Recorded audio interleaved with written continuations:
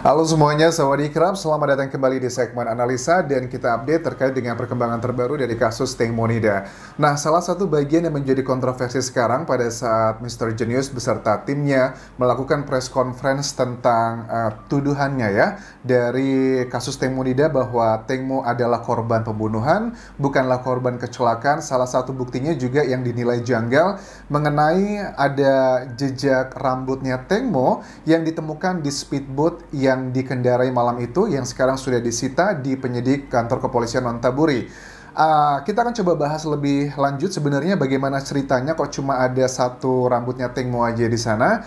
Jadi yang pertama coba kita lihat adalah keterangan dari Mr. Tanakrit Wongsuwan, the owner of the NBC Boat Club Shipyard. Jadi kenapa kok beliau, Mr. Tanakrit juga menjadi salah satu orang yang penting diambil statementnya? Karena kalau aku tangkap kan kita tahu bahwa speedboat tersebut memanglah milik POR ya, salah satu saksi yang bersama Teng Mo malam itu. Tapi kan kalau kita punya sebuah speedboat kan nggak bisa kita bawa pulang. Jadi Mr. Tanakrit ini kalau aku tangkap adalah seseorang yang memang bertugas untuk menjadi penyimpan dan juga tempat parkir bagi semua orang yang punya speedboat dan juga merawat serta segalanya. Jadi tanggung jawabnya secara operasional boleh dibilang adalah ada di bawah tanggung jawab Mr. Tanakrit karena pemiliknya adalah POR tapi yang mengamankan semuanya operasionalnya adalah dari Mr. Tanakrit. So, itu adalah hubungannya. Dan dia menyatakan begini bahwa penyidik itu melakukan penyidikan sebanyak 4 kali. Pertama dan kedua itu di siang hari, ketiga dan keempat adalah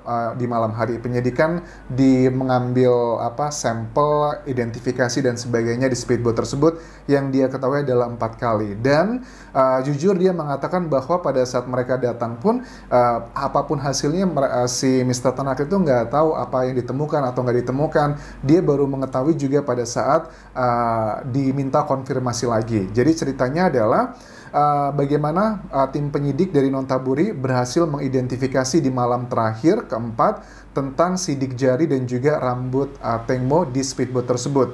Pertama dia menceritakan bahwa di malam hari, di hari terakhir pengambilan identifikasi tersebut, lampunya dimatikan, terus gelap, kemudian digunakan lampu khusus untuk deteksi sidik jari dan rambut. Oke, ini adalah teknis ya. Kemudian pada saat dilakukan identifikasi tersebut, ternyata ditemukan rambut itu berada di ujung dari speedboat yang ujung belakang. Itu adalah di bagian terakhirnya. Tapi gini juga, kenapa kok cuman punya Teng Mo aja? Jadi gini alasannya. Menurut dia katanya bahwa rambut memang kadang masih tersisa setelah dibersihkan. Tapi kenapa cuma Teng Mo? Jadi buat background, speedboat ini memang sudah dibersihkan teman-teman. Dan menurut dia itu adalah SOP yang wajar. Jadi setiap pemilik dari speedboat tersebut pada saat mereka setelah selesai pakai, mereka kembalikan ke tempat penyimpanannya, itu akan otomatis langsung dibersihkan. Dan biaya untuk membersihkan itu kalau nggak salah sekitar 500 baht untuk membersihkan semuanya. Jadi dibersihkan tuh benar-benar sampai mengkilat banget karena itu adalah salah satu SOP yang memang sudah diberlakukan di perusahaan.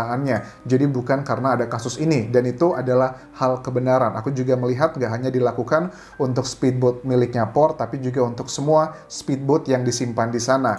Kemudian juga kenapa kok ada rambut di sana, itu adalah hal yang wajar menurut pemilik usaha ini. Bahwa kadang pada saat setelah dibersihkan pun ada beberapa helai rambut yang tidak hilang begitu 100%. Tapi juga aneh, kenapa kok masih bisa ditemukan sidik jari? Setahu aku ya, sidik jari itu kan terbuat dari minyak-minyak ya. Aku sempat baca di jurnal bahwa sidik jari itu bisa bertahan di tempat yang kering dan nggak basah. Itu biasanya bisa lebih dari ya rata-rata 3-4 hari. Aku ngobrol dengan Dr. Hastri, beliau pernah melakukan identifikasi di teroris itu, tempatnya untuk mengidentifikasi sidik jari itu bisa 3-4 hari. Tapi kalau lokasi tempat nempelnya sidik jari itu lembab, pori-porinya besar, kemudian terkena banyak debu ataupun juga air, itu nggak sampai hitungan jam pasti sudah hilang. Karena sidik jari itu kan minyak teman-teman. Jadi minyak kalau kita kasih sabun ya pasti hilang. Apalagi pengakuan dari sini juga kan speedboatnya itu sudah dibersihkan. Dibersihkan ya berarti benar-benar sampai mengkilat. Dia juga mengatakan sampai mengkilat, artinya dikasih sabun dan sebagainya. Dalam hitungan menit pun sidik jari tersebut bisa hilang. Tapi kok ini ada sidik jari yang masih bisa ditemukan dan juga ada rambutnya Teng Monida.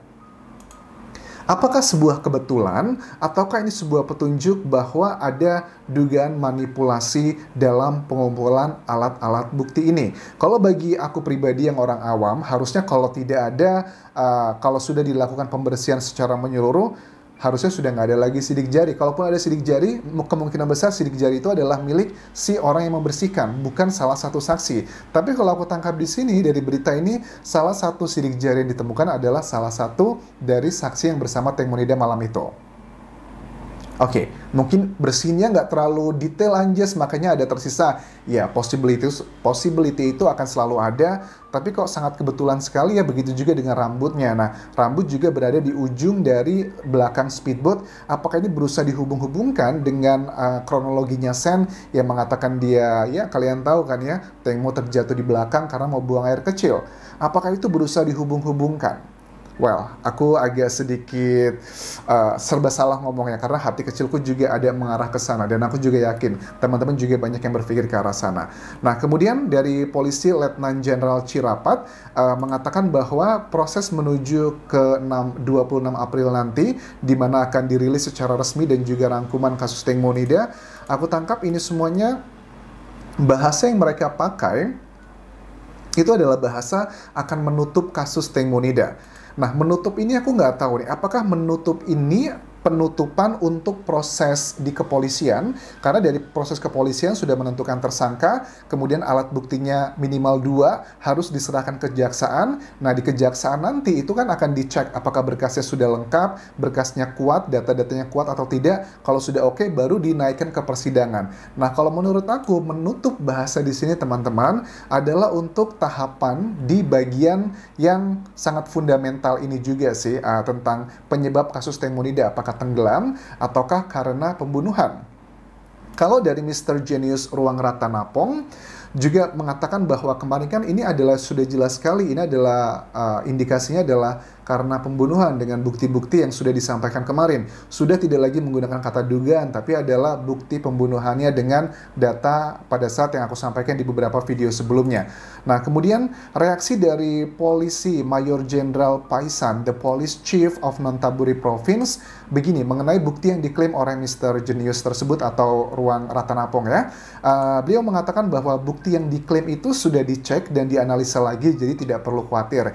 Ini related dengan tanggal 22 April kemarin, di mana ada saksi ahli yang terakhir kali jadwal mereka itu adalah yang diperiksa untuk menjelaskan dari, maybe this is kind of like second opinion ya, mendengarkan pendapat dari opini yang berbeda, walaupun sudah banyak ahli bayangan dan juga cahaya dan CCTV yang membahas mengenai hal yang dibahas juga oleh Mr. Genius. Tapi ada beberapa sudut pandang yang berbeda, tapi menurut aku sehat lah kalau perdebatan mengenai data-data ilmiah, perdebatan mengenai kenapa kok bayangan ini diidentikan dengan Teng Mo, bayangan ini identik hanya dengan efek cahaya aja. Menurut aku perdebatan seperti itu adalah perdebatan yang wajar dan juga sehat, karena itu berhubungan dengan data-data ilmiah. Kalaupun tidak, ya apa alasannya? Kalaupun iya, apa juga alasannya? Karena kan hukum nggak bisa hanya menggunakan keyakinan, tapi harus ada alat bukti yang sangat kuat.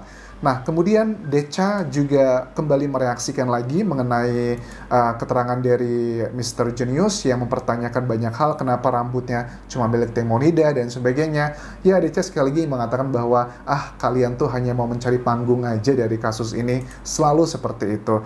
Aku juga nggak habis pikir ya, bagaimana mungkin pengacara. Oke, kita harus melihat dari dua sisi. Apakah pengacara Deca ini mengatakan hal seperti ini pure karena dia sudah tahu ada sesuatu di balik ini semua, bahwa ada orang-orang yang memanfaatkan kasus Teng Monida untuk membuatnya menjadi besar.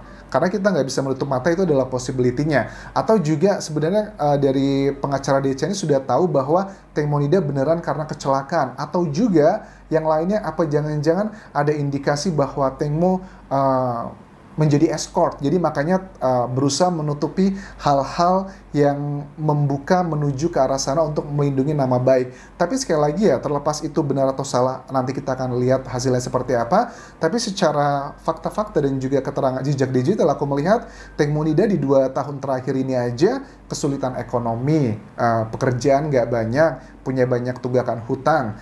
Terus juga dia dengan kondisi meninggal dunia pada saat malam 24 Februari tersebut. Kalau memang dia memang jualan dalam tanda kutip menjadi lontong ya kalau kata teman-teman Indonesia sekarang bilang, ya nggak mungkin dia akan melewati masa-masa seperti ini. Menurut aku, secara pribadi ini opini pribadi aku ya teman-teman. Aku nggak yakin Teng Mo adalah menjadi seorang escort pada malam hari itu.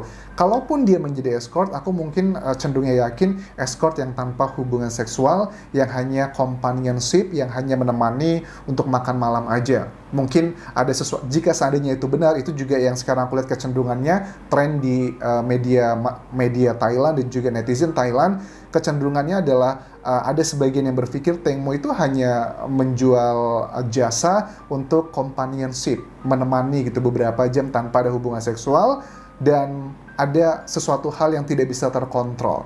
Ada peranan-peranan dari kelima orang yang berada di speedboat malam hari itu. Karena ya kalau memang Teng Mo jual diri ya nggak mungkin terjadi sampai dia meninggal dunia. Nggak mungkin 2 tahun terakhir ini dia kesulitan ekonomi karena dia cantik gitu kan ya, dan banyak orang juga maulah mengeluarkan uang banyak untuk dia gitu, dan dia bukan tipe orang seperti itu. Bahkan teman-teman aku baca komentar-komentar di YouTube ini bahwa pacarnya Teng Mo aja, si Bird, bukanlah orang kaya raya, hanyalah pengusaha kecil, punya toko baju yang kecil, simple, bukan pengusaha kaya raya.